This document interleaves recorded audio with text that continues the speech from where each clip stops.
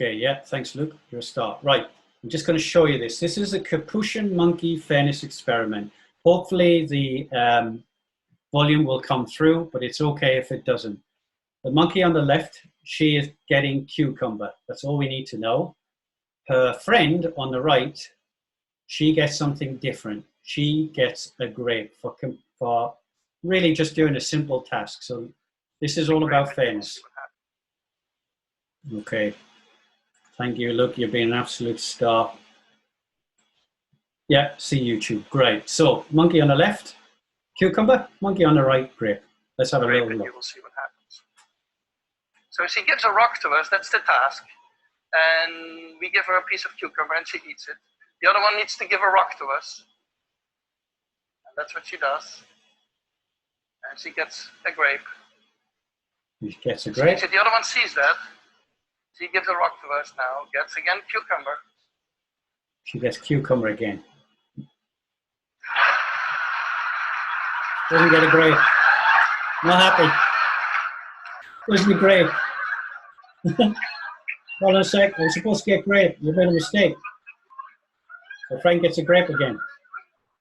She tests a rock now against the wall. She needs to give it to us.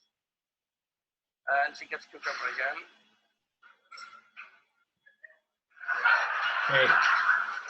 Not a happy monkey. Okay, so that's a monkey. Now I'm just going to stop sharing while I bring up the PowerPoints again. So I'm hoping you could hear that as well. Could you hear that as well? Just double checking. Yep, great. So the interesting thing about fairness is what you are looking at there. Look, could you just tell me that you can see the PowerPoints again? That would be awesome. I just always like to double check. Yeah, you're a star. You get 10 points and 3 bags of cheesy Wotsits. Luke, thanks a million. So the interesting thing about that video is, you know, that's a monkey, right? This is this Capuchin monkey, and yet they understand fairness. And why is that? And the reason why is that it's deeply ingrained in us all. Fairness is deeply ingrained. Now, my understanding is it's to do with survival. I'm getting my fair share, and that's to do with survival. So in terms of fairness, always be clear on your objectives and allocate responsibility fairly. Tip number 1. Tip number 2. Create team-based rewards. This will establish a sense of fairness. I think individual rewards can be a bit of a blinking minefield. Communicate clearly and widely to all. Be as transparent as you possibly can be, particularly with a dispersed team. And so what we tend to do is me and the team have a 10 o'clock in the morning catch-up. The broader team, we have an 8:30 in the morning catch-up. That's just making sure that everybody knows where everything's at and so on. Here's the big one, the massive tip on fairness. Deal with the bad apples. One of the biggest sources of dysfunction that I see is when a leader avoids dealing with the bad apple. It happens. It happens for many reasons.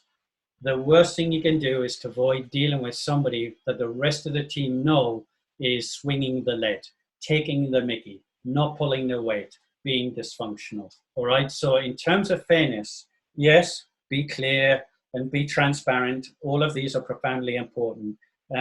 But not dealing with bad apples is incredibly destructive. So I wanted to land this in a sort of practical sense and then wrap up. So there is a thing that we have called a thriving team score. So you can, and it's all based on good science. Now you can see this is a hard copy version of it, but we've got a copy that we've been testing recently. That's a lot of science in what looks like a fairly simple structure, but it hits on a lot of the points that we've talked about over the last 2 weeks.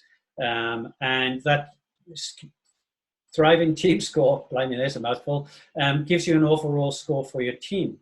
You know, so anything sort of 5.5 to 6.5 overall is you're kind of doing okay, but there's work to be done.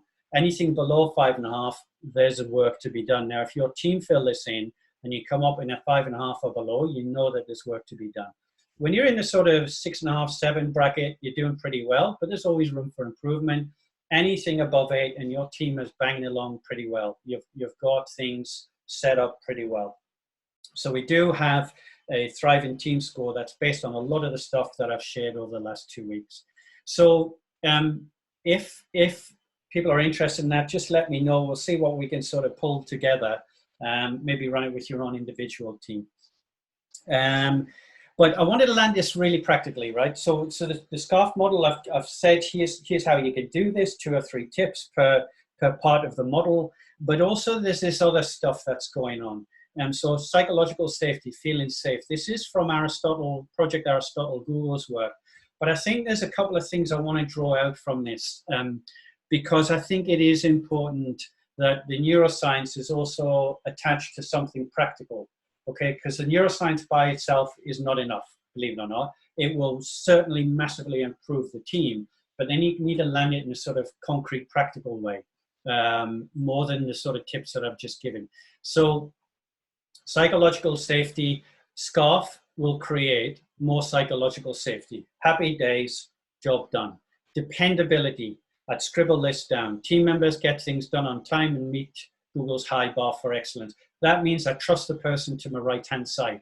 You see that in the military. You see that in the ambulance service. You'll see it in organizations like, co-located teams. You'll see that everywhere. So in a virtual team, being able to trust other members to get stuff done of a certain quality is really important. Structure and clarity, we've talked about last week. Same thing, it adds certainty. It's a source of great anger and frustration when somebody feels that somebody else is doing part of their role. Meaning we talked about last week, but the last one I do want to talk about, and that's impact. Team members think their work matters and creates change. Neuroscience is great, but then when I do the doing, it makes a difference. Okay, that's all I wanted to say, nothing more than that. Land it in a really practical way, and then you're on really good footing.